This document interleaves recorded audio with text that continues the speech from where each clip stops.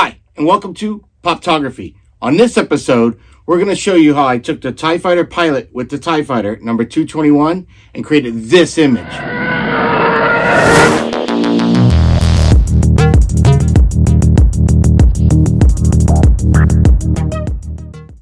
Hi, and welcome to Poptography.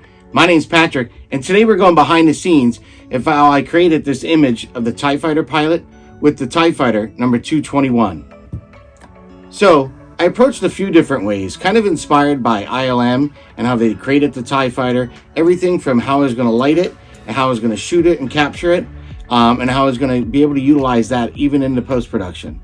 So, what I meant by that is, we were able to put the Funko Pop onto the set, and this time I kind of put it into a tripod that usually holds like a smartphone or something like that. And I did that at an angle so I can kind of create some motion and a more dynamic angle when I was shooting it. Then what I did is I knew I was going to use a blue screen, so I put that up onto what I call my virtual volume, which is nothing more than my computer monitor. But I did put some black foam board over because I really wanted to light it and kind of get an idea, because I knew I was going to have more of a black background with stars. So I wanted to get a true kind of idea of how the lighting was going to be. But then once I got that, I was going to remove that and then shoot it against a blue screen, so it's easy to pop out the subject and take that into post-production. So how I did this, I used 4 loom cubes, and I started with the first loom cube that was on a boom, and I kind of had that almost like a hair light, but out in front of the subject, so that was able to get the front of his helmet and the front of the TIE Fighter.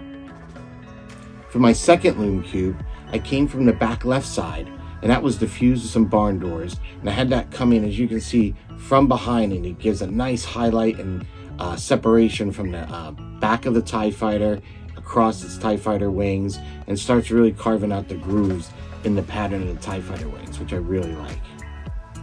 The third loom cube, again, I had diffused with some barn doors, and that was again coming from the left side but low to high on the front, and that was to fill in the edges of the TIE Fighter and also skim across and give some more lighting and definition and really carve out that TIE Fighter that I was going to see against the stars in the future background. For my fourth and final loom cube, I wanted to also add a little more light to our TIE Fighter pilot.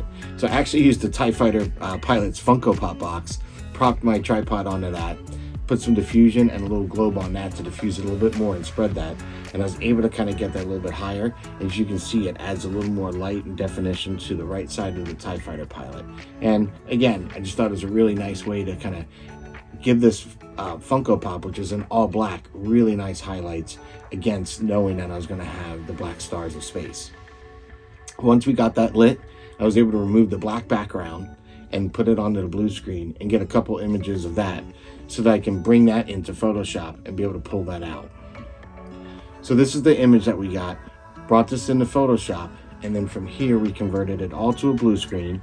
Once we got it all on blue screen, I was able to strip out the Funko Pop itself, put it against the star background, and then scale and move it to the exact placement that I wanted the image.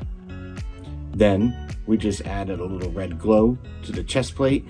I also added some green little flares, because actually on the Funko Pop itself, it actually had red, but in all the Star Wars movies, the TIE Fighters always shot green, so I wanted to switch that up. So I changed the color to that green. I gave a little green glow there.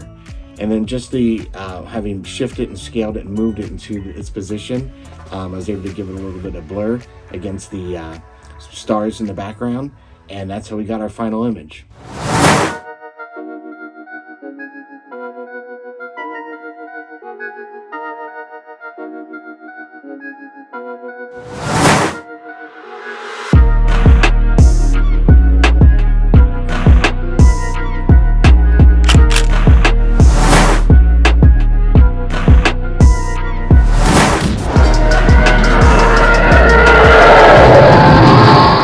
So, if you enjoyed this kind of content today, please hit the like, definitely hit the subscribe, and don't forget to hit the notification bell so you don't miss the next episode of Poptography. Until then, may the force be with you.